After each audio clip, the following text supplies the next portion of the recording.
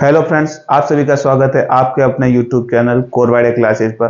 तो दोस्तों, आज हम सीखेंगे कि संख्या पद्धति जिसमें प्राकृत संख्या, पूर्ण संख्या, पूर्णांक संख्या, सारी संख्याओं की जानकारी हम प्राप्त करेंगे। तो आज का हमारा टॉपिक रहेगा संख्या पद्धति,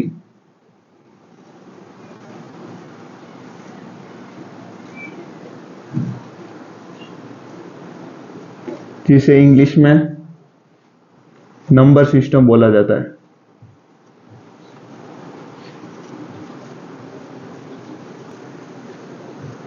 ठीक है दोस्तों, तो इसमें सबसे पहले हम सीखेंगे प्राकृत संख्या,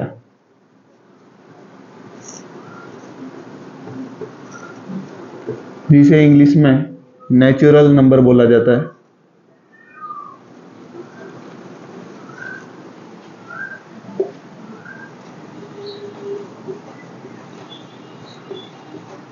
तो आपको नेचुरल नंबर की जानकारी होगी, जिसे हम प्राकृत संख्या कहते हैं। ज्यादातर आपकी जानकारी में ये सबसे ज्यादा जानकारी में यही आपके रहता है, प्राकृत संख्या किसे कहते हैं। तो देखते हैं प्राकृत संख्या किसे कहते हैं। ऐसी संख्या जो एक से शुरू होती है और अनंत तक चलती है, उसे क्या कहते हैं? प्राकृत संख्या। ऐसी संख्या जो एक से शुरू होकर के अनंत तक चलती है उसे प्राकृत संख्या कहते हैं, जिसमें पूरी संख्या होनी चाहिए 1 2 3 4 5 6 7। शुरू कहां से होनी चाहिए? 1 से, और जानी कहां तक चाहिए? अनंत तक जानी चाहिए। जिसमें जैसे 1.2 1.3 या इसके बीच में और क्या आता है, जैसे 2.5 आ जाते हैं। इस तरह की संख्या यहाँ पर जो होगी वो प्राकृत संख्या नहीं कहलाएगी। प्राकृत संख्या कौन सी होगी? जो एक से शुरू होगी और पूरी संख्या होगी 1 2 3, ऐसे पॉइंटों में नहीं होनी चाहिए। सीधी जो पूरी संख्या है उसे क्या कहते हैं? प्राकृत संख्या। तो इसकी डेफिनेशन क्या हो जाएगी? ऐसी संख्या जो एक से शुरू होकर के अनंत तक चलती है उसे क्या कहते हैं? हम प्राकृत संख्या कहते हैं। सबसे पहले प्राकृत संख्या हो गई। दूसरी हम पढ़ेंगे पूर्ण संख्या।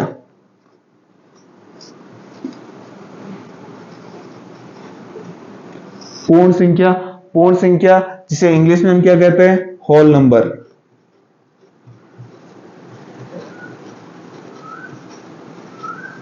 होल नंबर में क्या होगा? इसमें एक चीज ऐड हो जाएगी। वो कौन सी ऐड होगी बताइए? तो उसमें क्या ऐड हो जाएगा? जीरो और ऐड हो जाएगा। जीरो से शुरू होकर के अनंत तक जो चलती है उसे क्या कहा जाता है? उसे हम पूर्ण संख्या या इंग्लिश में बोले तो होल नंबर कहते हैं। जो जीरो से शुरू होकर के अनंत तक चलती है, जिसमें 0 1 2 3 4 5 6 7 8 अनंत तक ऐसे चलती है, उसे क्या कहा जाता है? उसे पूर्ण संख्या या इंग्लिश में बोले तो होल नंबर बोला जाता है। उसके बाद में तीसरी कौन सी संख्या आएगी बताइए? तीसरी कौन सी संख्या लिखूं? तीसरी संख्या में लिखूंगा पूर्णांक संख्या, जिसे हम इंग्लिश में क्या बोलते हैं? Integer, integer number. Integer number किसको कहते हैं बताइए? इंटीजर नंबर वो होता है जो जीरो से तो शुरू होता है लेकिन प्लस की तरफ भी चलती है। कहां तक? अनंत तक। और माइनस की तरफ भी चलती है। कहां तक? अनंत तक। तो प्लस और माइनस दोनों की तरफ चलती है। कहां से शुरू होती है? जीरो से शुरू होती है, प्लस की तरफ भी अनंत तक चलती है, माइनस की तरफ भी अनंत तक चलती है। उसे क्या कहते हैं हम?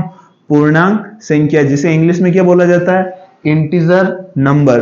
जो जीरो से शुरू होकर के अनंत तक चलती है, अनंत तक प्लस और माइनस में दोनों में अनंत तक चलती है, उसे क्या कहते हैं? पूर्णांक संख्या। इसमें भी अंक जो है वो पूरा होना चाहिए, जैसे 1 2 3 4 5, माइनस का हो चाहे प्लस का हो, वो इसमें भी अंक क्या होना चाहिए? पूरा होना चाहिए। तो इसको क्या कहेंगे? पूर्णांक संख्या। उसके बाद में हम देखते हैं आगे वाली संख्या। तीन संख्या हमने पढ़ ली, प्राकृत संख्या पढ़ ली, पूर्ण संख्या पढ़ ली, पूर्णांक संख्या पढ़ ली। इसके बाद में हम क्या पढ़ेंगे? इसके बाद में हम पढ़ेंगे 4 नंबर। 4 नंबर में हम क्या पढ़ेंगे? परिमेय संख्या।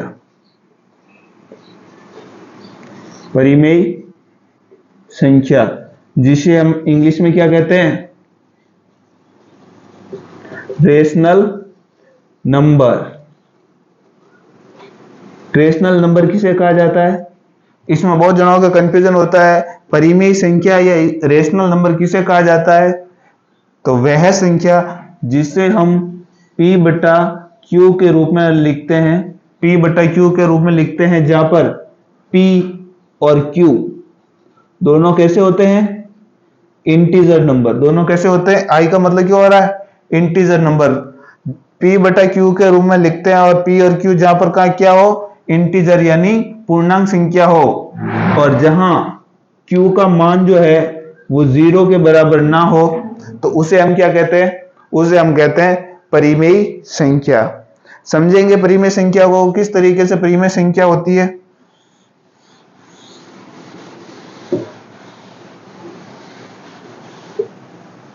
तो देखिए परिमेय संख्या P बटा Q यानी जैसे कि 1/2, 2, 3/, जैसे 5 हो जाएगा, 7/9 हो जाएगा। तो इस तरीके की जो संख्या प्राप्त जो हमें होती है, इस तरीके की जो संख्या आप देखेंगे तो उसे हम क्या कहते हैं, परिमेय संख्या, जिसे इंग्लिश में क्या कहते हैं, रेशनल नंबर।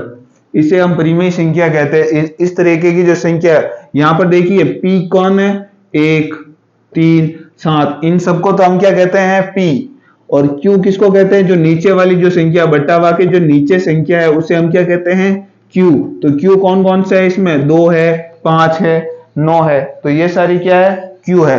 तो हम, हमारी डेफिनेशन क्या है, जिसको हम P बाय Q के रूप में लिख सकते हैं, P ये वाला P बाई Q के रूप में लिख सकते हैं। और P और Q दोनों क्या होना चाहिए, इंटीजर होना चाहिए। ये P भी इंटीजर यानी पूरा अंक, एक भी पूरा है, 2 भी पूरा है।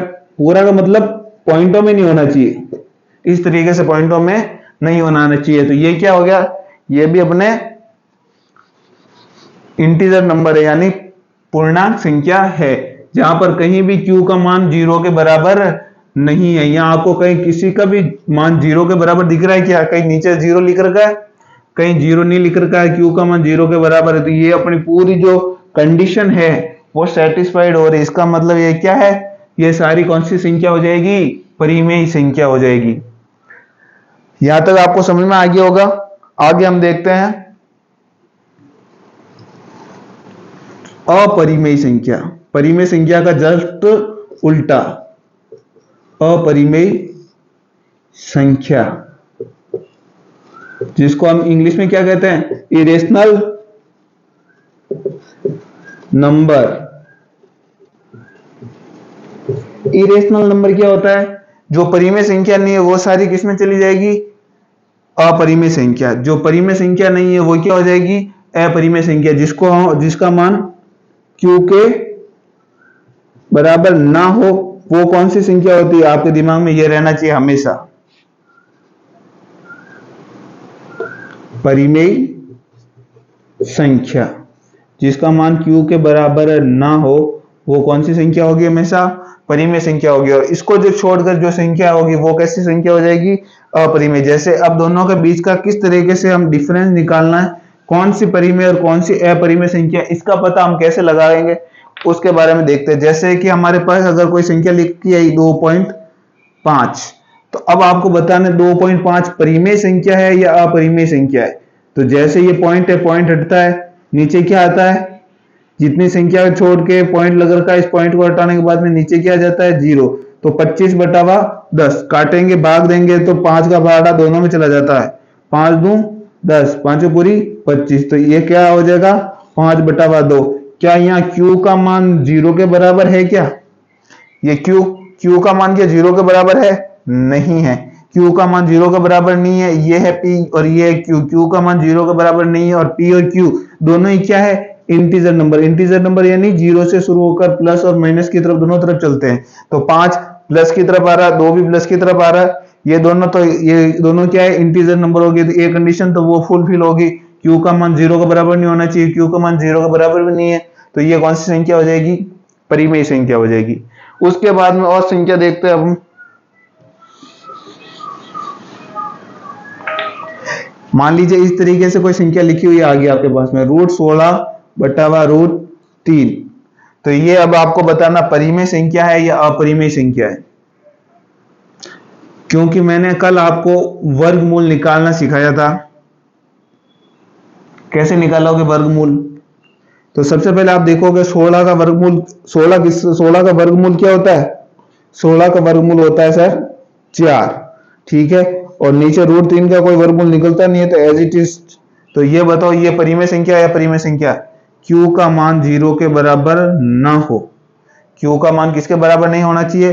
0 के बराबर नहीं होना चाहिए। तो 0 के बराबर तो नहीं है, यानी ए कंडीशन तो ये फुलफिल हो रही परिमेय के लिए। दूसरी चीज हम देखते हैं कि P और Q जो है, P और Q ये दोनों जो है इंटीजर, इंटीजर बोले तो हमारे क्या बोलते हैं इंटीजर को? हम बोलते हैं पूर्णांक संख्या। पूर्णांक संख्या, क्या ये पूर्णांक संख्या है? केवल 3 होता तो वो क्या होता? पूर्णांक संख्या होता, लेकिन ये √3 है और √3 परिमेय संख्या नहीं होती है। ठीक है, √3 क्या हो जाएगा? अपरिमेय। तो ये पूरी संख्या 4/√3 कौन सी संख्या हो जाएगी? अपरिमेय संख्या। इस तरीके से हम परिमेय संख्या और अपरिमेय संख्याओं का पता लगा सकते हैं। एक और जो क्वेश्चन है आपके दिमाग में आता है हमेशा कि 22/7 परिमेय संख्या है या अपरिमेय संख्या? तो पहली कंडीशन देखते हैं हम परिमेय और अपरिमेय के लिए। सबसे पहले तो P और Q दोनों ही इंटीजर नंबर होने चाहिए। दोनों ही कैसे होने चाहिए? इंटीजर, यानी इंटीजर का मतलब पूर्णांक, पूर्णांक संख्या होनी चाहिए। तो P और Q दोनों पूर्णांक है कि नहीं है? ये भी पूरा है, ये भी पूरा, यानी पूर्णांक संख्या तो है। एक कंडीशन तो ये फुलफिल हो रही है। दूसरी कंडीशन देखते हैं कि Q का मान 0 के बराबर ना हो।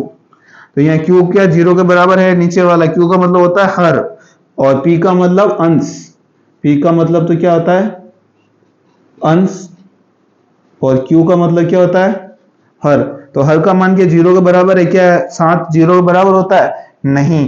तो ये दोनों दूसरी कंडीशन भी फुलफिल हो रही है कि P/Q के रूप में लिख सकते हैं, और P और Q दोनों इंटीजर नंबर होने चाहिए। दोनों इंटीजर नंबर है, और एक कंडीशन है कि Q का मान 0 के बराबर नहीं होना चाहिए। तो Q का मान 0 के बराबर भी नहीं है। तो ये हमारे को कौन सी संख्या मिली?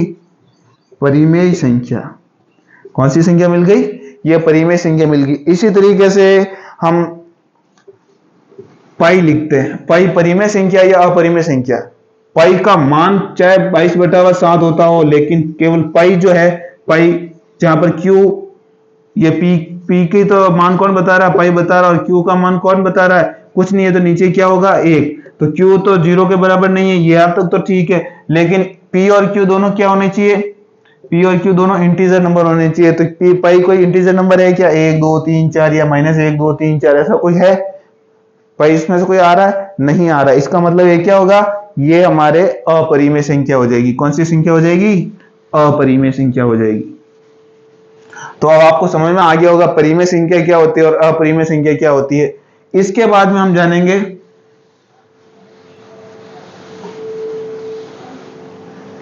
वास्तविक संख्या।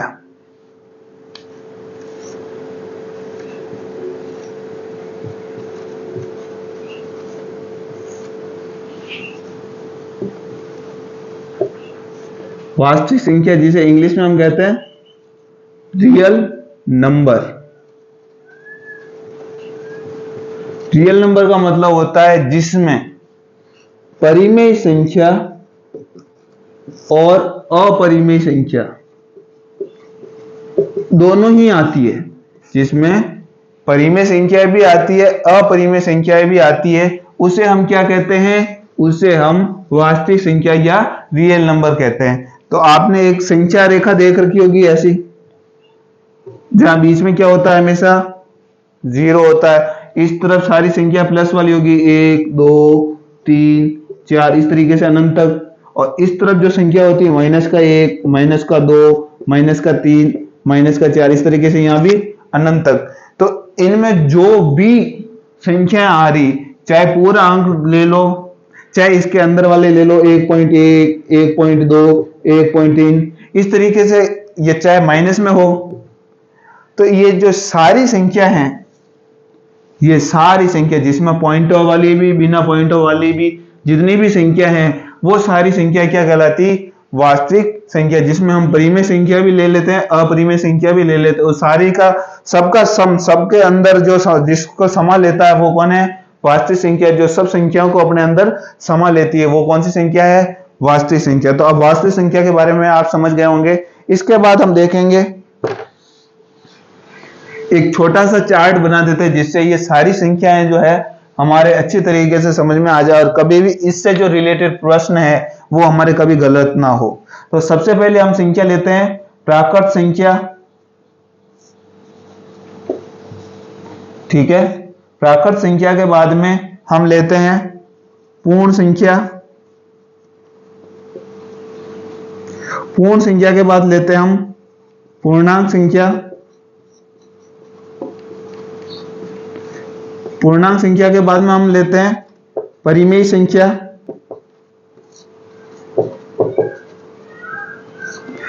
और इसके बाद में हम लेते हैं सबसे टॉप पे वास्तविक संख्या, ठीक है। और इस तरफ हम ले लेते हैं अपरिमेय संख्या,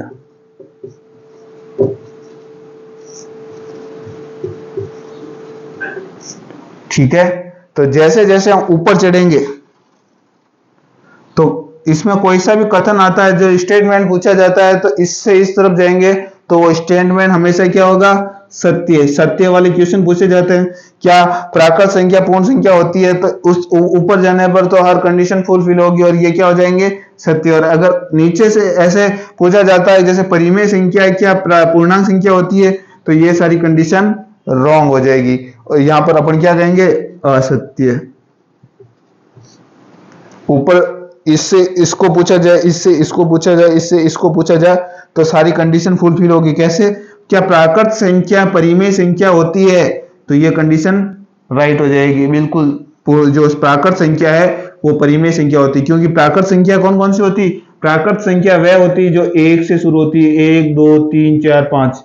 तो ये सारी क्या परिमेय संख्या, परिमेय संख्या जिसको p बटा q के रूप में लिख सकते हैं और q का मान 0 के बराबर ना हो, क्या इसके अंदर होती है, तो बिल्कुल होती है। तो प्राकृत संख्या जो होती है हमेशा परिमेय संख्या होती है। प्राकृत संख्या पूर्ण संख्या होती है, प्राकृत संख्या पूर्णांक संख्या होती है, पूर्णांक संख्या होती है। प्राकृत संख्या क्या वास्तविक संख्या होती है, वास्तविक संख्या होती है। ऊपर जाओगे तो सही है, क्या वास्तविक संख्या परिमेय संख्या होती है, तो गलत। नीचे आओगे तो वास्तविक संख्या पूर्णांक संख्या होती है, गलत। परिमेय संख्या पूर्णांक संख्या होती है, गलत। पूर्णांक संख्या पूर्ण संख्या होती है, गलत। तो जैसे जैसे नीचे की स्टेप कोई सी पूछी जाती है, ऊपर से नीचे की स्टेप कोई सी पूछी जाती है, ऊपर से इस तरफ की कोई कंडीशन है, ऊपर से इस तरफ की कंडीशन है, तो वो रॉन्ग हो जाएगी। और नीचे से अगर ऊपर जा रहे हो तो बिल्कुल वो कंडीशन एकदम क्या हो जाएगी, राइट हो जाएगी। तो ये चार्ट अपने दिमाग में होना चाहिए। इसको आप वीडियो को पुश करके अच्छी तरीके से अपने एक चैप्टर में या कहीं भी बोर्ड के पास में, आपके पास में, दीवार के पास में इसको आराम से चिपका सकते हैं, जिससे आपके इससे रिलेटेड कभी भी क्वेश्चन गलत ना हो। इसके बाद में देखो एक संख्या और बच जाती है,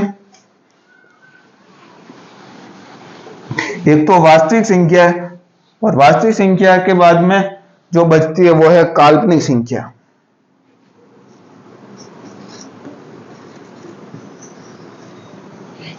जिसको हम इंग्लिश में इमेजिनरी नंबर कहते हैं। काल्पनिक संख्या क्या होती है, काल्पनिक संख्या वह होती है जिसको हम रूट के अंदर कोई भी ऋणात्मक संख्या है,